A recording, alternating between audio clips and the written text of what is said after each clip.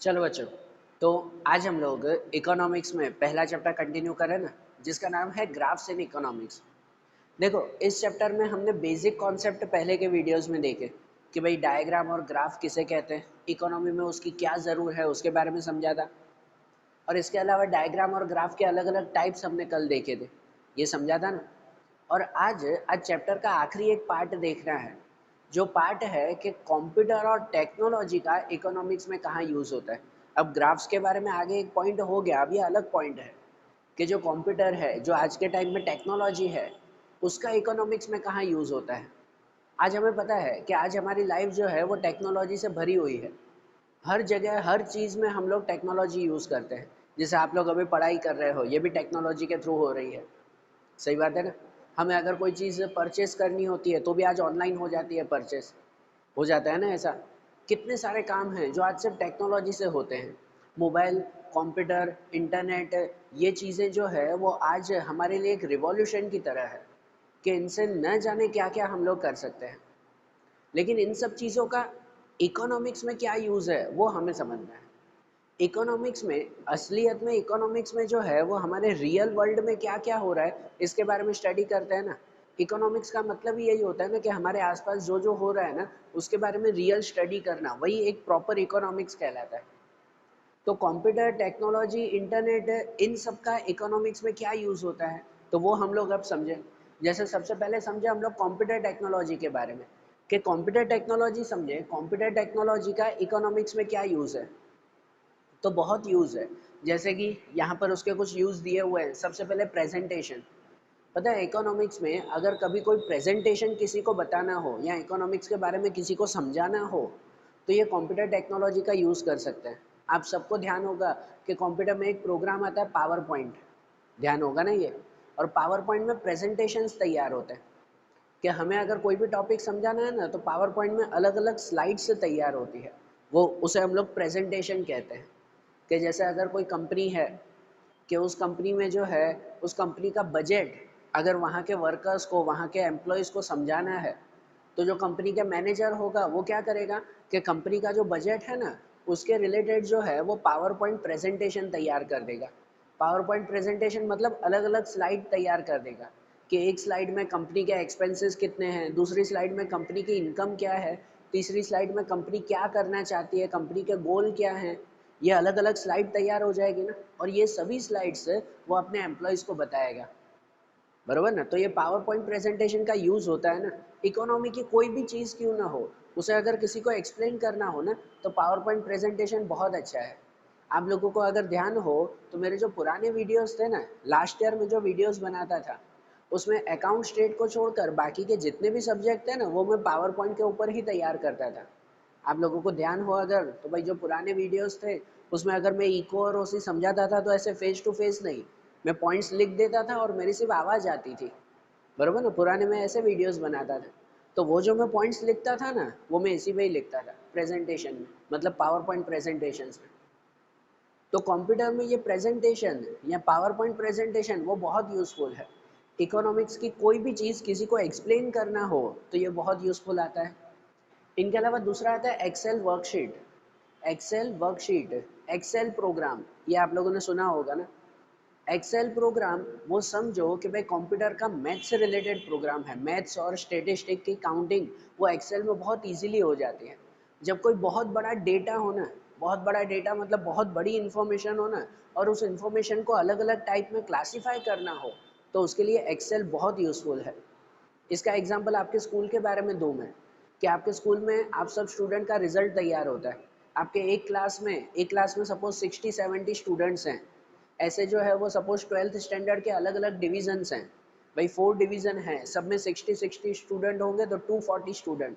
सबके अलग अपने अपने मार्क्स होंगे ना। सबके अकाउंट स्टेट, इको, सी, सब में अलग अलग मार्क्स आए हुए होंगे। और उसमें अगर क्लासीफाई करना हो तो कि सबसे ज़्यादा मार्क्स किसके हैं, तो क्या सब टीचर आपस में चेक करेंगे कि भाई चेक करो भाई किसके ज़्यादा मार्क्स आए हैं। नहीं, इतनी मेहनत अब नहीं करनी पड़ती।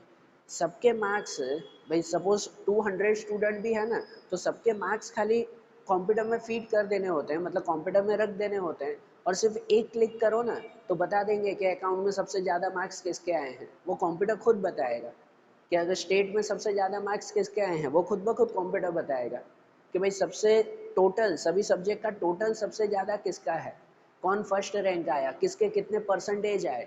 वो कोई परसेंटेज निकालना, कोई टोटल करना, वो कोई कैलकुलेटर की हमें ज़रूर नहीं पड़ती अगर कंप्यूटर में एक्सेल का यूज़ किया जाए तो आपका रिजल्ट इस एक्सेल में बहुत अच्छी तरह से तैयार हो जाता है। हमें खाली मार्क्स डालने होते हैं कि भाई सपोज़ ये ABC ये पहला स्टूडेंट है, उसके अकाउंट में इतने मार्क्स, स्टेट में इतने, इको, OC, गुजराती, इंग्लिश इतने इतने इतने मार्क्स हैं। फिर दूसरा स्टूडेंट, उसके सब सब्जेक्ट के मार्क्स डाल दिए, बस ये खाली हमें कंप्यूटर में रखना होता है। बाकी बाकी पूरा रिजल्ट कंप्यूटर खुद तैयार करता है इस एक्सेल के थ्रू, बराबर। तो ये एक्सेल भी बहुत यूज़फुल है ना। और ये खाली आपके आपके जो है वो स्कूल में थोड़ी, पूरी कंट्री में इकोनॉमिक्स के कोई भी ऐसे टॉपिक के लिए यूज़फुल है। जैसे हमारी कंट्री का सेंसस होता है, कंट्री का हर 10-10 साल में सेंसस होता है ना, बराबर ना। 2021 में भी शायद अब सेंसस हो, शायद कोरोना की वजह से पोस्टपोन भी हो जाए या और कुछ भी हो, लेकिन 2021 में सेंसस होता है, बराबर। मतलब जनगणना, पूरी कंट्री में कितनी पॉपुलेशन है उसके बारे में काउंटिंग होती है। तो पूरी कंट्री की पॉपुलेशन काउंट करते हैं ना, उसमें फिर बहुत सारी चीज़ें और भी बताते हैं कि भाई कंट्री में पॉवर्टी कितनी है, अनएम्प्लॉयमेंट कितने हैं, कितने लोग लिटरेट हैं नहीं हैं, कितने लोग रूरल एरिया में रहते हैं, कितने अर्बन में रहते हैं। तो ये इतनी सारी इन्फॉर्मेशन पता चलती है। और उसमें कौन यूज़फुल होता है, एक्सेल वर्कशीट यूज़फुल होती है कि अगर हम सिर्फ सभी लोगों का डेटा खाली कंप्यूटर में ऐड कर दें ना, तो कंप्यूटर खुद ही बताता है उसमें से कौन अनएम्प्लॉयड है, कितने टोटल अनएम्प्लॉयड है, कितने परसेंटेज एम्प्लॉयड हैं, कितने पुअर हैं, कितने रिच हैं, कितने मिडिल क्लास हैं। ये कंप्यूटर खुद हमें बताता है। तो ये एक्सेल वर्कशीट ऐसी, अगर कोई बहुत बड़ी इंफॉर्मेशन को क्लासिफाई करना हो ना अलग अलग वे में, तो एक्सेल यूज़ होता है, बरोबर। इसके बाद डायग्राम एंड ग्राफ, हमने पूरे चैप्टर में ही इसके बारे में समझा। डायग्राम एंड ग्राफ के बारे में कि हम जो डायग्राम एंड ग्राफ बनाते हैं ना, हाथ से बनाते हैं, आज कंप्यूटर टेक्नोलॉजी की मदद से ये डायग्राम और ग्राफ खुद ब खुद कंप्यूटर में तैयार हो जाते हैं अगर हम लोग सिर्फ इंफॉर्मेशन डालें तो। आप लोगों को ये ध्यान है कि आप लोग आगे के स्टैंडर्ड में जो है वो डायग्राम या ग्राफ जब बनाते थे, एक बार डायग्राम भी बनाते थे नॉर्मल, तो आपको एक टेबल दे दी जाती थी कि भाई ये सब ईयर्स हैं और ये सब इंफॉर्मेशन है, उसे बार डायग्राम में तैयार करो। तो आप लोग वो ग्रीन कलर के पेपर में तैयार करते थे वो टेबल को देखकर, होता था ना ऐसा। अब आपको वो तैयार करने की ज़रूरत नहीं होती। वो जो टेबल है ना, वो टेबल अगर आप खाली कंप्यूटर में डाल दो ना, तो कंप्यूटर खुद ब खुद जो है उसका डायग्राम बना देता है, बराबर। खुद ब खुद पूरा कि एक्स एक्सिस पे क्या लेना है, वाई पे क्या लेना है, कितना स्केल मेजर लेना है, बराबर। अगर बार्स को सब शेड करना हो, कलर करना हो, ये सभी चीज़ें कंप्यूटर खुद ब खुद कर देता है। हमें सिर्फ हमें सिर्फ इंफॉर्मेशन डालनी होती है कि भाई 10 साल में पॉवर्टी कितनी है, 2010 में इतनी पॉवर्टी थी, 11 में इतनी, 12 में इतनी पॉवर्टी थी। ये 10 साल की पॉवर्टी वो खाली अगर मैं कंप्यूटर में टाइप कर दूँ ना, तो कंप्यूटर खुद ब खुद उसका ग्राफ बना के दे देगा, और जैसा ग्राफ चाहिए वो वैसा बना के दे देगा। अगर मैं कंप्यूटर में ऐड करूँ बार डायग्राम चाहिए, तो वो बार डायग्राम बना के दे देगा। अगर कहूँगा पाई डायग्राम चाहिए, तो वो पाई डायग्राम बना के दे देगा, बरोबर। तो आज कंप्यूटर टेक्नोलॉजी में डायग्राम एंड ग्राफ बनाना भी इजी हो चुका है। हमें सिर्फ करेक्ट इन्फॉर्मेशन उसे देनी होती है, उसके लिए एक्सेल यूज़ होता है। पता है एक्सेल और ये डायग्राम, इनका ये मिक्स करके बहुत इजीली जो है वो तैयार हो जाती हैं सब चीज़ें। आज आप लोग कितनी बार अगर न्यूज़ चैनल या कुछ देखो ना, तो उसमें बड़े बड़े ग्राफ बताए जाते हैं, ठीक है ना। वो टाइम ग्राफ बताते हैं, बार ग्राफ बताते हैं न्यूज़ में, या कितनी बार न्यूज़पेपर में ऐसा छपा हुआ आता है। ये सब चीज़ें अब कंप्यूटर में तैयार हो जाती है इजीली। इनके अलावा स्टोरेज टूल्स, पता है इंफॉर्मेशन, वो इंफॉर्मेशन कोई भी तरह की इंफॉर्मेशन हमारे लिए बहुत यूज़फुल होती है। सिर्फ प्रेजेंट इंफॉर्मेशन नहीं, पास्ट इंफॉर्मेशन भी बहुत यूज़फुल होती है हमारे लिए। इसकी वजह से हम जो भी कामकाज करते हैं ना, उसे हमेशा कहीं पर स्टोर करके रखते हैं, बराबर। या गवर्नमेंट भी जो भी कामकाज करती है वो हमेशा कहीं ना कहीं स्टोर करके रखती है कि जिसकी वजह से कभी फ्यूचर में हमें पुरानी इन्फॉर्मेशन की ज़रूरत हो ना, वो मिल जाए। मतलब आज अगर हम हैं 2021 में और मुझे आज़ादी के वक्त की अगर कोई इन्फॉर्मेशन चाहिए हो, 1950 की, आज से 70-71 ईयर्स पहले की अगर मुझे कोई इन्फॉर्मेशन चाहिए हो ना, तो वो भी इन्फॉर्मेशन मुझे ईजिली अवेलेबल हो जाती है। किसके थ्रू, कंप्यूटर के थ्रू। कि कंप्यूटर में ये सब स्टोर किए जाते हैं। और कंप्यूटर में स्टोर करने के कितने सारे ऑप्शन आज के टाइम में, कि आज के टाइम में अगर कोई भी इंफॉर्मेशन स्टोर करनी हो ना तो कंप्यूटर में हार्ड डिस्क आती है, HHD और SSD जैसे हार्ड डिस्क आती है। इसके अलावा आज के टाइम में पेन ड्राइव है, मेमोरी कार्ड है, CDs हैं, फ्लॉपी डिस्क हैं, ऐसे कितने सारे ऑप्शंस हैं। ये सब स्टोरेज टूल्स कहलाते हैं, ये सब टूल्स हैं, बरोबर। ये सब चीज़ें हैं जिसके अंदर हम लोग अपनी इन्फॉर्मेशन स्टोर कर सकते हैं, अपनी इन्फॉर्मेशन उसमें जमा कर सकते हैं और जब भी ज़रूर हो तो वो इन्फॉर्मेशन ले सकते हैं। और आज के टाइम में तो टेक्नोलॉजी इतनी बढ़ चुकी है कि आज के टाइम में ये सब इन्फॉर्मेशन हम लोग ऑनलाइन स्टोर कर सकते हैं, ऑनलाइन। आप सबको ध्यान होगा कि भाई आज के टाइम में गूगल ड्राइव है, या तो फिर जो है वो दूसरे ऑनलाइन ऐसे मीडियम्स हैं, यूट्यूब है, फेसबुक है, ऐसी ये मीडियम्स हैं कि भाई जहाँ पर अगर हमें कोई इन्फॉर्मेशन स्टोर करनी हो ना तो हम ऑनलाइन स्टोर कर सकते हैं। और ऐसे स्टोर कर सकते हैं कि भाई उसके बाद मुझे दुनिया में कोई भी कोने में वो इन्फॉर्मेशन वापस चाहिए हो तो वो मिल जाती है, बराबर ना। कि सपोज जैसे मेरे वीडियोस हैं, वो मैंने वीडियोस जो है वो सब ये यूट्यूब पर स्टोर है, तो आज मैं दुनिया के कोई भी कोने में अगर जाऊँ ना और वहाँ पे मुझे मेरा वीडियो देखना हो तो मैं देख सकता हूँ ना। उसके लिए मुझे कोई जो है वो पेन ड्राइव, कोई CD या उसकी ज़रूर नहीं पड़ेगी। आज ये स्टोरेज जो है वो ऑनलाइन भी हो जाता है, तो जिसकी वजह से कहीं से भी हम उसे एक्सेस कर सकते हैं, बराबर। और दूसरे आते हैं अदर टूल्स। अदर टूल्स मतलब क्या, कि आज के टाइम में कंप्यूटर में है ना अलग अलग तरह के सॉफ्टवेयर आते हैं कि जिस सॉफ्टवेयर के थ्रू हमारा काम जो है वो बहुत ईजी हो जाता है। आप लोग अकाउंट लिखते हो ना, अकाउंट लिखते हैं ना, हमने 11th में देखा, 12th में भी आप लोग देखोगे, अकाउंट सीखोगे, उसमें फाइनल अकाउंट बनाते हो। फाइनल अकाउंट बनाते वक्त trading account, profit and loss account, balance sheet बनाना, कैपिटल अकाउंट बनाना, करंट अकाउंट बनाना, बहुत सारे अकाउंट तैयार होते हैं, बरोबर ना। उनकी जर्नल एंट्रीज लिखनी होती है, उनके ऊपर ट्रायल बैलेंस बनाना, ये सभी चीज़ें तैयार करनी पड़ती है और कितना कॉम्प्लेक्स हो जाता है। जब हम बुक में बनाते हैं कितने बड़े जो है वो क्वेश्चंस हो जाते हैं, आप सबको ध्यान है ना। एग्जाम में 11-11 मार्क के क्वेश्चंस पूछते हैं, लेकिन पता है कंप्यूटर इन चीज़ों को ईजी कर देता है कि अगर आपके पास सिर्फ प्रॉपर इन्फॉर्मेशन है ना आपके बिजनेस की, तो आज कंप्यूटर में कुछ ऐसे सॉफ्टवेयर आते हैं कि आप सिर्फ इन्फॉर्मेशन उसमें ऐड करो और कंप्यूटर खुद ब खुद जो है आपको पूरा अकाउंट बना के दे देगा, फाइनल अकाउंट तक।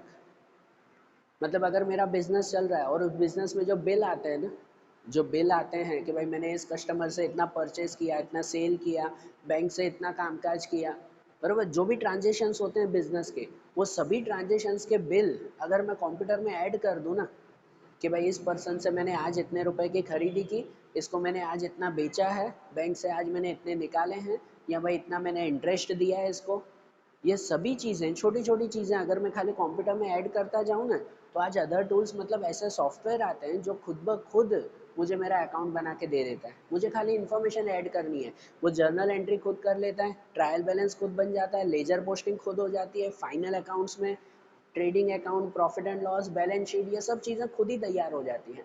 ऐसे सॉफ्टवेयर भी आते हैं, बराबर। और सिर्फ अकाउंटिंग में नहीं, ऐसी बहुत सारी चीज़ें में, स्टेटिस्टिक के लिए अगर मुझे कोई इन्फॉर्मेशन चाहिए तो उसके लिए भी ऐसे जो है वो सॉफ्टवेयर आते हैं कि मुझे खाली नॉर्मल नंबर ऐड करने होते हैं और पूरा रिजल्ट वो खुद ब खुद तैयार करके दे देते हैं। तो आज कंप्यूटर उनके लिए भी तो यूज़फुल हैं। ऐसे सॉफ्टवेयर में कुछ सॉफ्टवेयर जो है वो पेड होते हैं, पेड मतलब पैसों से लेने पड़ते हैं हमें, बराबर। जबकि कुछ सॉफ्टवेयर जो है वो आज के टाइम में इंटरनेट पे फ्री में अवेलेबल है। अगर हम अकाउंटिंग करते हैं तो अकाउंटिंग में टैली नाम का सॉफ्टवेयर आता है, तो टैली नाम का सॉफ्टवेयर आज फ्री में अवेलेबल है कि कोई भी उस सॉफ्टवेयर का यूज़ करके खुद अपना अकाउंट बना सकता है, ठीक है। या तो फिर दूसरे अकाउंट के जो है दूसरे पेड सॉफ्टवेयर आते हैं जो बड़ी बड़ी कंपनियां यूज़ करती हैं अपना अकाउंट लिखने के लिए। तो ये डिपेंड है ना कि जो इंसान जैसा वर्क कर रहा है उसके लिए वैसा सॉफ्टवेयर भी अवेलेबल है, बराबर। तो कंप्यूटर टेक्नोलॉजी इन सब कामों में हमें यूज़फुल है। अब कंप्यूटर टेक्नोलॉजी के बाद दूसरा आता है, वो आता है इंटरनेट टेक्नोलॉजी, कि आज इंटरनेट कहाँ कहाँ यूज़फुल है, बराबर। कंप्यूटर टेक्नोलॉजी के बारे में समझा ना, हाँ, तो इसमें एक और पॉइंट आता है कि कंप्यूटर यूज़ करते वक्त क्या क्या कॉशंस हमें रखने चाहिए, कौन कौन सी चीज़ों का ध्यान रखना चाहिए।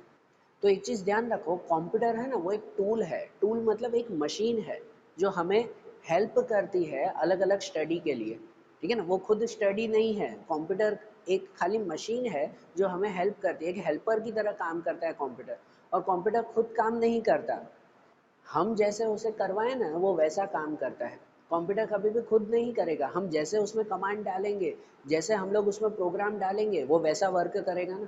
तो कंप्यूटर में यूज़ करते वक्त या कंप्यूटर का यूज़ करते वक्त ये ध्यान रखना चाहिए कि हम जो भी कमांड, जो भी इंफॉर्मेशन डाल रहे हैं, वो इंफॉर्मेशन बरोबर डालें हम लोग।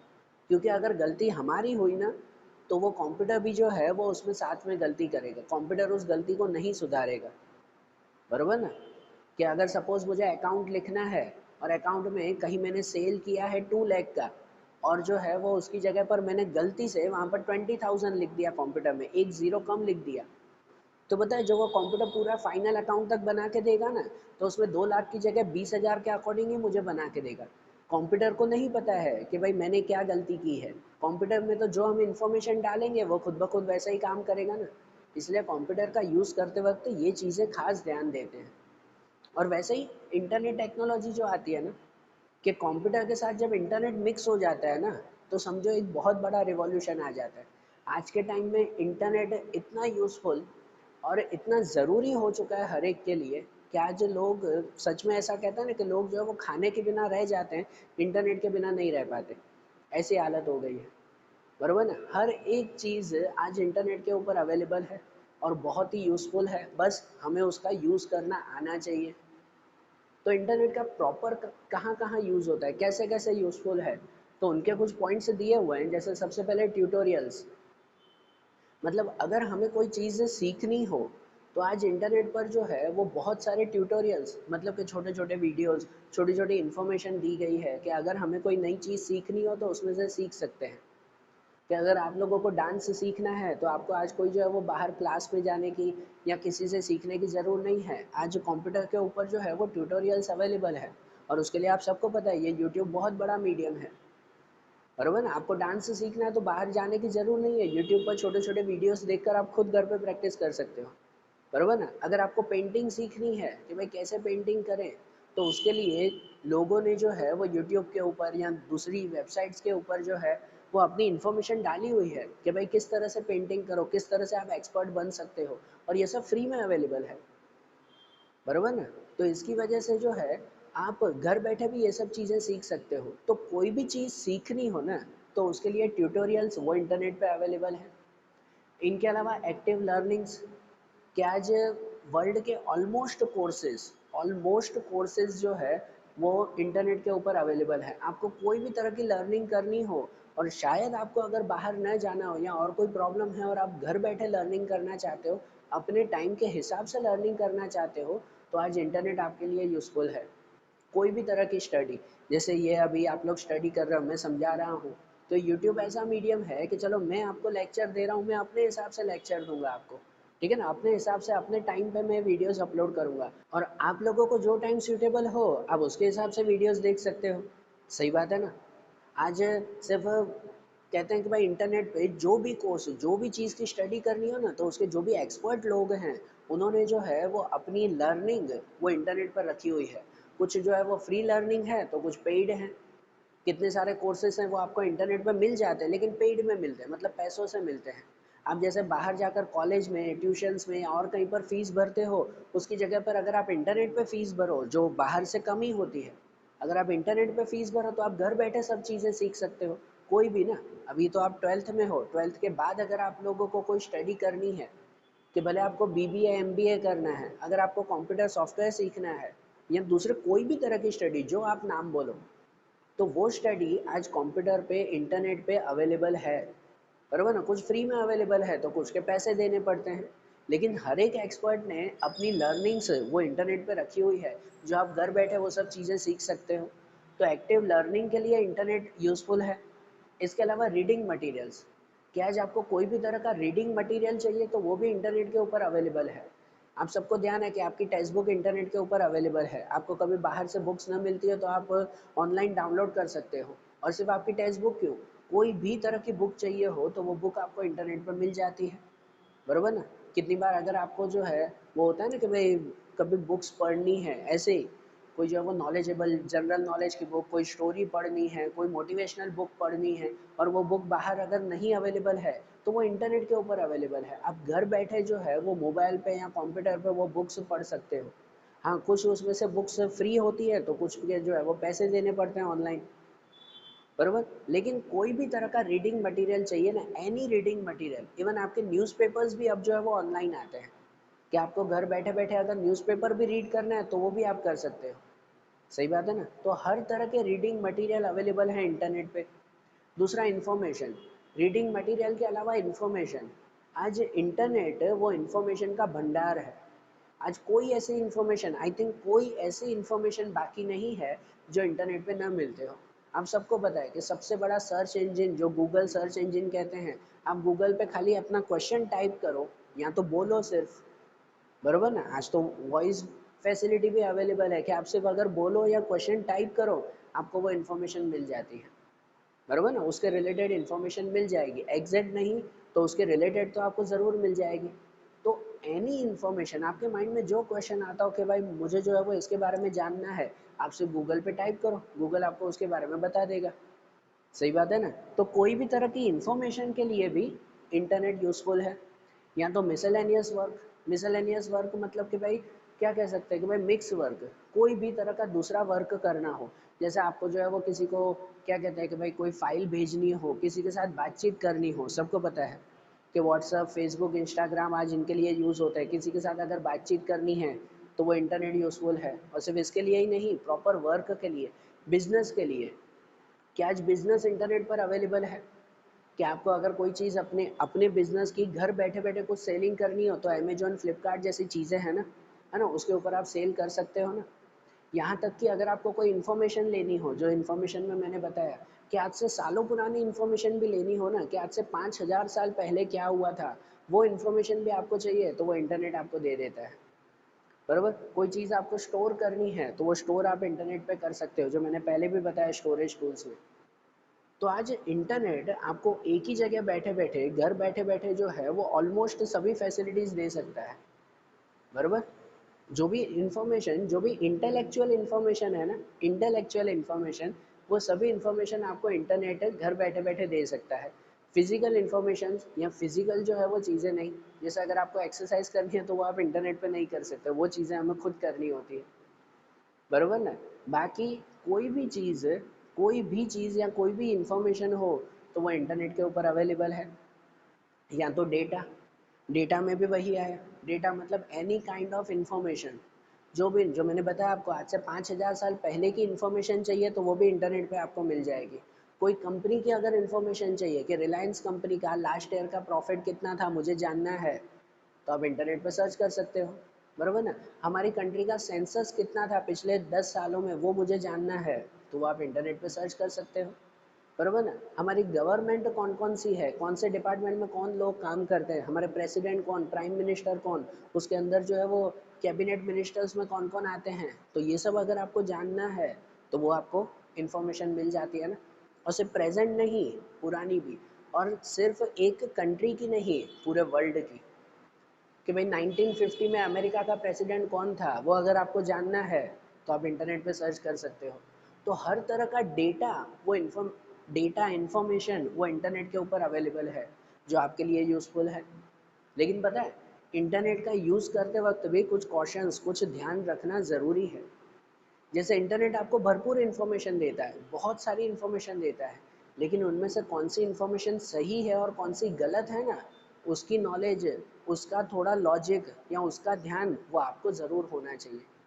क्योंकि इंटरनेट आज ऐसी चीज़ हो चुकी है जो इन्फॉर्मेशन के लिए तो बहुत यूज़फुल है, लेकिन कितने सारे लोग जो है वो उसमें गलत इन्फॉर्मेशन डाल रहे हैं, लोगों को मिसगाइड करते हैं, लोगों को जो है वो गलत रास्ते पर ले जाते हैं, और जिसकी वजह से बहुत नुकसान हो जाता है। कि आपको अगर कोई माइंड में क्वेश्चन आता है, आप गूगल पे सर्च करते हो तो आपके सामने जो है वो 15 ऑप्शन आ जाते हैं, लेकिन उन 15 में से सही कौन से हैं ना, वो नॉलेज आपको होनी चाहिए, बरोबर ना। क्योंकि इंटरनेट वो भी एक टूल है, खाली एक मशीन की तरह, एक हेल्पर की तरह है जो आपको हेल्प करता है, बरोबर ना। इंटरनेट आपको स्टडी में हेल्प करता है, इंटरनेट खुद स्टडी नहीं है। सही बात है ना। तो इसलिए उसका यूज़ कैसे करना है ना, तो वो आपके पास उसका ध्यान ज़रूर होना चाहिए। क्योंकि इंटरनेट का गलत यूज़ करें ना तो वो बहुत बड़ा नुकसान कर देता है। ठीक है, आप प्रेजेंट टाइम में सबको पता है कि इंटरनेट पे कोई गलत इन्फॉर्मेशन पे चले जाए तो वायरस आ जाते हैं आपके मोबाइल में, कंप्यूटर में, बराबर। आपको पता है कि जैसे बैंकिंग के वर्क होते हैं ना, वो भी आज इंटरनेट पे होते हैं, बैंकिंग वर्क। लेकिन उसमें कितने सारे वर्क फ्रॉड होते हैं कि अगर आपके कोई गलत बैंकिंग वेबसाइट पे चले गए तो आपके पैसे बैंक अकाउंट में से चले जाते हैं। ये किस्से कितने सारे होते हैं आजकल, बराबर। तो इंटरनेट का यूज़ करना सही है, लेकिन ध्यान से यूज़ करना वो बहुत ज़रूरी है। और अब इंटरनेट टेक्नोलॉजी के बाद दूसरा आता है, वो आता है डेटा सीडी। आखिरी एक ऑप्शन है जो डेटा सीडी के बारे में। पता है डेटा सीडी कॉम्पैक्ट डिस्क जिसे कहते हैं, ठीक है। ये कॉम्पैक्ट डिस्क वो पहले से ही, जब से कंप्यूटर का इन्वेंशन हुआ उसके बहुत जल्दी ही जो है वो ये डेटा सीडीज़ वो मार्केट में अवेलेबल होने लगी। डेटा सीडीज़ का जो है वो यूज़ कहाँ होता है, तो उसका मेन यूज़ होता है स्टोरेज के लिए। कोई भी इंफॉर्मेशन को स्टोर करना हो ना, और उसे कहीं पर संभाल कर रखना हो, तो उसके लिए डेटा सीडीज़ यूज़ होती है, बराबर। और ये डेटा सीडीज़ गवर्नमेंट, कितनी बड़ी बड़ी कंपनियां हैं या फिर कितने सारे इंस्टीट्यूशंस हैं, वो ऐसी सीडीज़ यूज़ करते हैं। उनका मेन मकसद होता है कि उन सीडी का यूज़ करके, मतलब उनमें इंफॉर्मेशन स्टोर करके और लोगों तक पहुंचाना। जैसे पता है गवर्नमेंट अपनी ऑलमोस्ट इंफॉर्मेशन है ना सीडीज़ में रख कर और पूरी इंडिया तक पहुंचाती है, कि जो लोग इंटरनेट यूज़ नहीं कर पाते, जिनके घर पे खाली कंप्यूटर है या इंटरनेट कनेक्शन नहीं है, आज तो ऑलमोस्ट सबके पास है, लेकिन जिनके पास इंटरनेट कनेक्शन ना हो ना, तो वो ऐसी सीडीज़ स्टोर कर सकते हैं। जैसे गवर्नमेंट अपने सेंसस के बारे में, अपनी जो है वो पॉपुलेशन के बारे में, पॉवर्टी, अनएम्प्लॉयमेंट, इसके बारे में, या दूसरा कोई भी रिसर्च करती है ना, तो वो सब रिसर्च जो है वो गवर्नमेंट अपनी सीडीज़ में रखती है। और ऐसी सीडीज़ गवर्नमेंट की ऑफिस में, जो जोन ऑफिस होती हैं या फिर पब्लिक लाइब्रेरीज होती हैं, वहाँ पे अवेलेबल होती हैं। तो कभी आपको कोई इन्फॉर्मेशन अगर चाहिए सीडीज़ के थ्रू, तो वो यहाँ पे मिल जाती है। और इनके अलावा कौन कौन सी सीडीज़ तैयार होती है, जैसे नेशनल इनकम अकाउंट, हमारे इंडिया का नेशनल इनकम, उसके बारे में इंफॉर्मेशन सीडीज़ में मिलती है। ऐसी सीडीज़ चाहिए तो कोई भी गवर्नमेंट ऑफिस या तो फिर पब्लिक लाइब्रेरीज़ में आपको मिल जाती है। आप कोई लाइब्रेरी में जाकर अगर वहाँ पे कहोगे मुझे ऐसी इन्फॉर्मेशन चाहिए, तो वो मिल जाती है। आज तो वैसे इंटरनेट पर भी ये मिल जाती है, बहुत ईजीली अवेलेबल है। लेकिन फिर भी अगर किसी को सीडी के फॉर्म में चाहिए, तो वो यहाँ से मिल जाती है। या फिर सेंसस के बारे में, हमारी कंट्री का सेंसस, मैंने बताया ना हर 10-10 साल में जो भी काउंटिंग होती है, वो काउंटिंग कैसे की गवर्नमेंट ने, उससे क्या क्या इन्फॉर्मेशन मिली, क्या क्या रिजल्ट बने, ये सभी चीज़ें इसमें आ जाती हैं डेटा सीडीज़ में। या फिर annual survey of industries, India में जितनी भी इंडस्ट्रीज़ हैं उन सब का सर्वे, कि कौन सी इंडस्ट्री ने कितना प्रॉफिट कमाया, किसके कौन मालिक हैं, कौन सी इंडस्ट्री क्या काम करती है, कौन सी प्लेस पर आई हुई है, उससे जो है वो हमारी कंट्री को क्या क्या फ़ायदा हो रहा है उस इंडस्ट्री से, ऐसी कोई भी इंफॉर्मेशन चाहिए ना, तो वो भी सीडीज़ के थ्रू मिलती है। या फिर मिलता है नेशनल सैंपल सर्वे ऑर्गेनाइजेशन, ये NSSO। ये ऑर्गेनाइजेशन है जो इंडिया में अलग अलग तरह का सर्वे करता है, बराबर। अलग अलग तरह का सर्वे आप लोगों ने गूगल पे या कितनी बार इंटरनेट पे सर्च करते हुए बहुत बार ऐसी इन्फॉर्मेशन देखी होगी। कुछ क्या कह सकते हैं कि भाई सर्वे के अकॉर्डिंग कुछ इन्फॉर्मेशन आप लोग रीड करते होंगे। जैसे आप लोगों ने ये पढ़ा होगा कि भाई इंडिया में जो है वो 70% जो बच्चे हैं, 70% जो चिल्ड्रन हैं, वो जंक फूड के ऊपर डिपेंडेंट हो चुके हैं। जंक फूड मतलब वही बर्गर, पिज़्ज़ा और इनके ऊपर डिपेंडेंट हो चुके हैं। पर इंडिया में 70% बच्चे, तो ये 70% ये इन्फॉर्मेशन आई ना, ये इन्फॉर्मेशन कौन बनाता है, कि भाई इतने परसेंटेज बच्चे ये करते हैं, कि भाई इंडिया में जो है वो इतने परसेंटेज लोग ये काम करते हैं, या ऐसी इन्फॉर्मेशन आप लोग इंटरनेट पर बहुत रीड करते होगे। तो ये इन्फॉर्मेशन लाता कौन है और कौन ये ऐसी इन्फॉर्मेशन कलेक्ट करता है। इंडिया के 70% बच्चे, तो क्या इंडिया के सभी बच्चों के घर घर जाकर पूछा है कौन जंक फूड खाता है कौन नहीं खाता है, बराबर। ऐसी इन्फॉर्मेशन मिलती कहाँ से है, तो ऐसी इन्फॉर्मेशन कलेक्ट करती है ये ऑर्गेनाइजेशन, ये संस्थाएं। जो भी आप इंटरनेट पे ऐसी इन्फॉर्मेशन रीड करते हो ना, उसके पीछे ऐसी संस्थाएं होती हैं। नेशनल सैंपल सर्वे ऑर्गेनाइजेशन जो पूरी इंडिया में अलग अलग चीज़ों का सर्वे करती है और उसका रिजल्ट हमें देती है।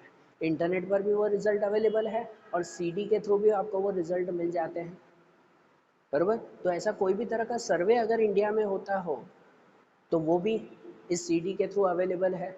या तो फिर any ministry of India, India की कोई भी तरह की मिनिस्ट्री, हर 5-5 साल में सरकार चेंज होती है ना, तो अब कौन सी नई सरकार बनी, जो मैंने पहले बताया कि मैं हमारी कंट्री के president, prime minister, cabinet minister, या हर स्टेट के कौन कौन से मिनिस्टर्स हैं, कौन क्या काम करता है, कौन सी सिटी में है, उनकी इनकम क्या, ऐसी कोई भी इंफॉर्मेशन हो ना, कोई भी मिनिस्ट्री की इंफॉर्मेशन अगर आपको चाहिए तो वो इंटरनेट के ऊपर भी अवेलेबल है और सीडी के थ्रू भी मिल जाती है, बरोबर। तो सीडीज़ के थ्रू भी ऑलमोस्ट गवर्नमेंट या इंडस्ट्रीज़ ऐसी इंफॉर्मेशन प्रोवाइड करती है।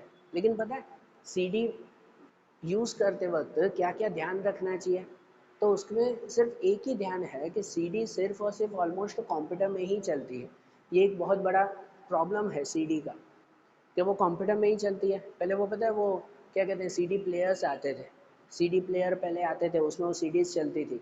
लेकिन ये जो गवर्नमेंट की सीडीज़ होती है ना, उसके लिए पर्टिकुलर सॉफ्टवेयर चाहिए होता है या पर्टिकुलर कंप्यूटर में ही वो सीडीज़ चल पाती है, हर जगह पर नहीं।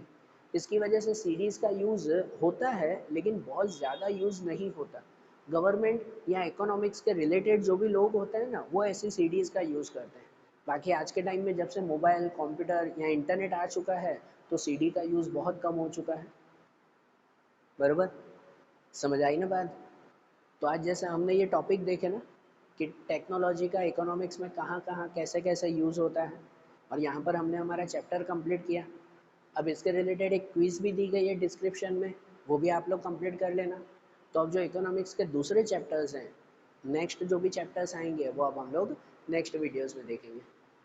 Okay, thank you.